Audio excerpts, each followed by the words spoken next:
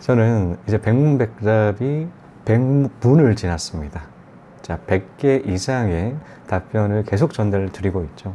자, 이런 그 질문들을 받는 와중에 여러 가지 사연들을 받고 있는데 거의 공통적인 부분이 있었습니다. 자, 그 공통적인 부류의 하나는 뭐냐면 이 장기적인 플랜이 없다 보니까 직장생활을 하고 있음에도 불구하고 어떤 목표로 어떤 그 목적으로 돈을 벌어야 하고 앞으로의 인생 방향에 대해서 궁금해 하시거나 혹은 이런 목표 부재로 어떤 것들을 해야 될지에 대해서 모르는 사람들이 굉장히 많으시다라는 것이죠.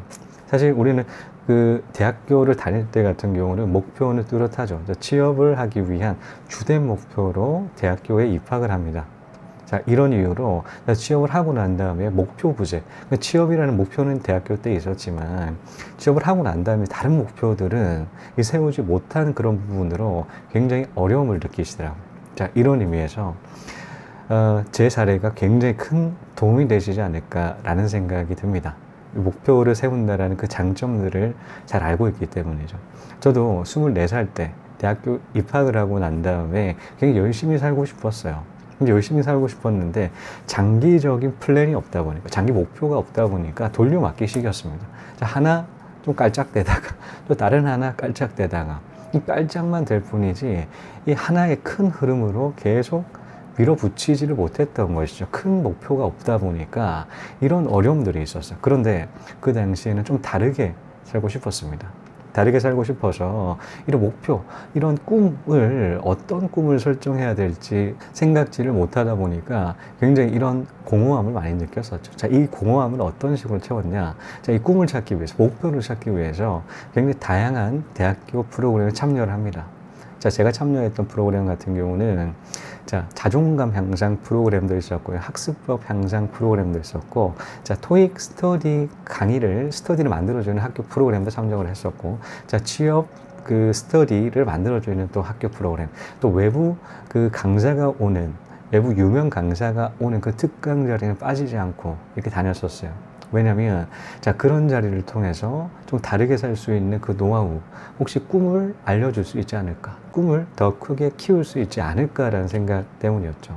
자, 그러던 와중에 앞서 말씀드렸던 학습법 향상을 24살 1학기 당시 그때 수업을 듣게 됩니다. 3주짜리 그 강의 수업이었는데요. 자, 1주차에 그 관련된 학습법을 이런 식으로 하게 되면 뭐 이렇게 학습법이 향상된다라는 그런 소개 플러스 굉장히 뭐 스킬적인 학습법을 향상시키는 그 스킬들을 알려주시더라고요. 근데 2주차에 그 담당 학습법 교수님께서 출장을 가셨어요. 그 대타로 오셨던 분이 국문학과 교수셨습니다. 자, 이 강의, 그 강의를 통해서 제 인생이 바뀌었어요. 여러분들도 이 한마디가 굉장히 큰 인생을 바꿀 거다. 저는 확신합니다. 저도 그랬었기 때문에요. 자, 꿈의 정의를 확실하게 세우시더라고요. 자, 꿈의 정의를 확실하게 그 교수님의 강의를 통해서 알았습니다. 자, 꿈의 정의. 자, 30년 뒤에 자신이 되고 싶지만 지금 당장 생각한다고 될 수 없는 거가 꿈이다. 자, 꿈은 이룰 수가 없어야 된다. 자, 이룰 수가 있는 그 꿈은 꿈이 아니라 목표일 뿐이다. 라는 꿈의 정의를 이런 그 땜빵 교수님 계셨죠. 국문학과 교수님이 그 강의를 통해서 알게 되었어요. 근데 실제 사례까지 전달을 해주시다 보니까 그 진정성이 굉장히 와닿았습니다. 인생에 대한 후회를 담고 있었기 때문이죠. 그 교수님 같은 경우는 서울대 국문학과를 나오셨는데 군대에 가 있었을 때 군대 동기가 이제 여자친구가 면회로 오는 와중에 같이 갔다라고 합니다. 자, 그런데 그 교수님께서 서울대 국문학과인 것을 알고 이런 얘기 했다고 하더라고요. 장차 국무총리가 되시겠네. 요란 그런 얘기를 들었다고 하더라고요. 그 당시에는 1학년 마치고 군대를 가다 보니 아무것도 이루어지지 않았지 않겠습니까? 그러다 보니까 그런 얘기 들었을 때 아이고 못합니다 못해 막 그렇게 얘기를 하셨다고 하던데 실제 동기 국문학과에 다녔던 그 동기 몇 명 40명 가까이 밖에 안 됐다고 하더라고요. 근데 그 중에서 국무총리가 나왔어요. 자, 이 얘기를 해주시면서 굉장히 후회스러웠다고 합니다. 인생이 왜냐하면 자신 같은 경우 꿈이 너무 작아서 국무총리가 됨을 꿈꿔와 있었다라고 하게 되면 충분하게 될 수 있었음에도 불구하고 그런 꿈이 작았기 때문에 자신은 그 일을 달성하지 못했던 이 교수밖에 할 수 없는 부분을 굉장히 한탄스럽다. 그래서 저는 그렇게 강의를 드린다.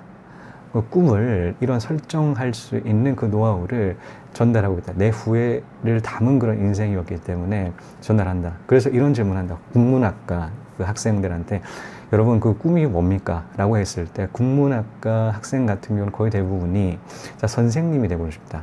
국어 선생이 되고 싶다. 라는 그런 교사가 되고 싶다. 라는 그런 꿈을 들었을 때 항상 이런 얘기 하더라고요.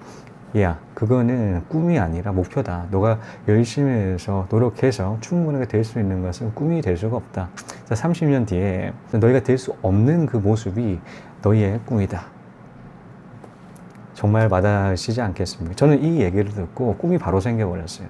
이때까지 드디어 꿈을 부재로 했기 때문에 이 큰 틀에 있어서 하나의 목표로 꾸준하게 가지 못했다라고 하게 되면 이 정확하게 그 기간 범위가 있지 않게 30년 뒤의 범위가 있다 보니까 확실하게 꿈을 다르게 설정하게 되더라고요. 자, 될 수 없는 거예요. 자, 꿈은 될 수 없다. 제약이 없어지지 않겠습니까? 사실 어느 목표를 설정을 한다고 하게 되면 자신의 모습을 본단 말이에요. 지금의 모습을 대비를 해서 목표를 달성할 수 있을 거다 없을 거다라는 그런 그 생각으로 목표를 설정한다를 될 수 있다라고 생각하는 부분을 목표로 설정한다라는 것이죠. 그런데 제약이 없어요.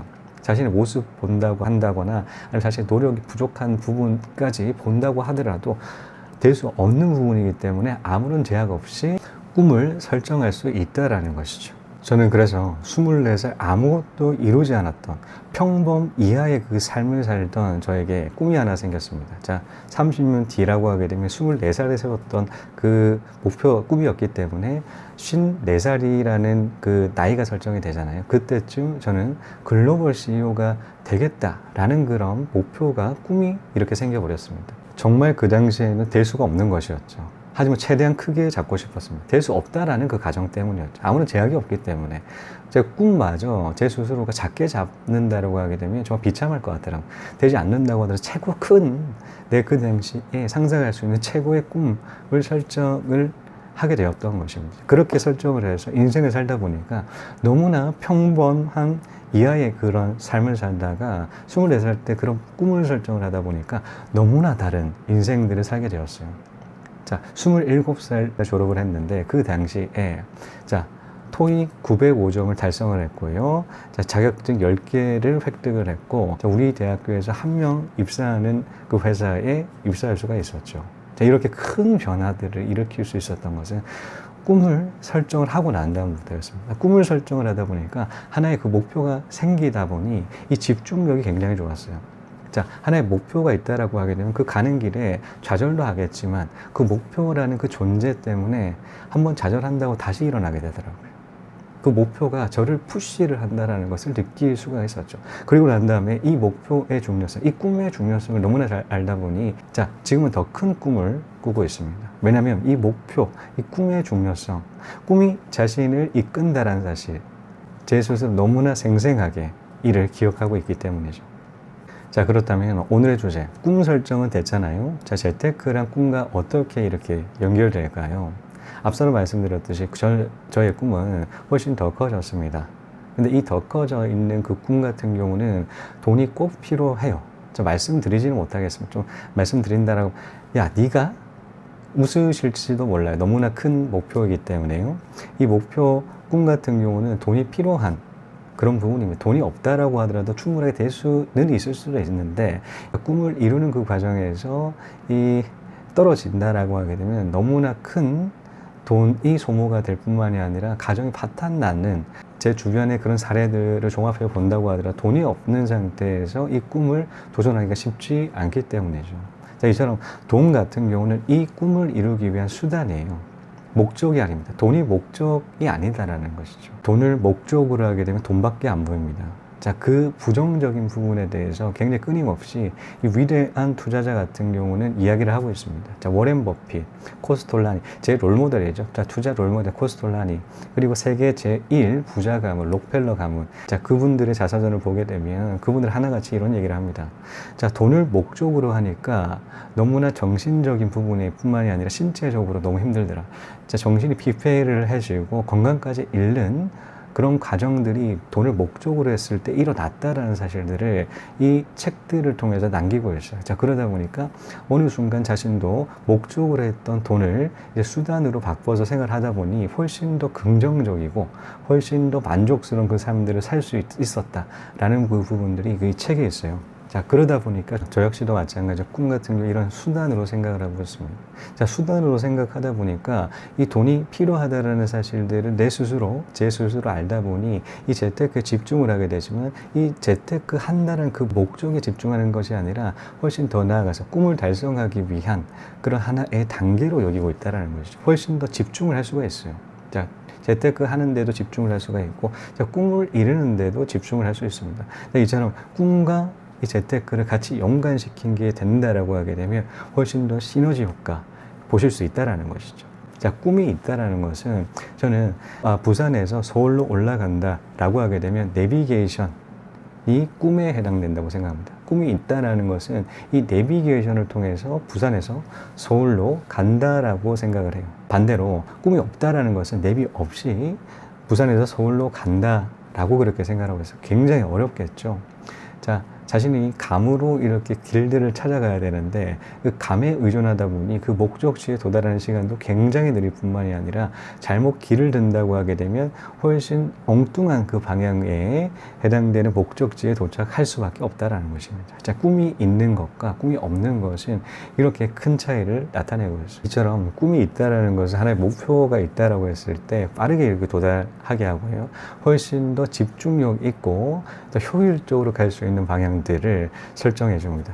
자, 여러분 꿈이 없으신가요? 그럼 꿈을 한번 세워 보셔야 합니다. 자, 그 꿈은 이룰 수 없는 것이어야 돼요. 자, 꿈을 달성하기 위해 재테크 한번 해보시는 건 어떨까요? 이 비즈니스를 성공하는 이게 무슨 비결이 꼭 있을 텐데 하고 항상 저한테 물어보시는데 비결은 간단한 거를 무조건 365일 꼭 everyday 그거를 문제 없이 꼭 영어로 execution을 꼭 해야 됩니다. 그게 힘든 겁니다. 이 생각으로는 쉬운 건데 이거를 실천을 할 수 있다는 게 엄청나게 힘든 게 레스토랑 장사거든요. 자, 이것으로 꿈을 세우고 재테크하는 방법은 여기까지입니다. 네, 시청해 주신 여러분 감사합니다. 다음 시간에 또 뵙겠습니다.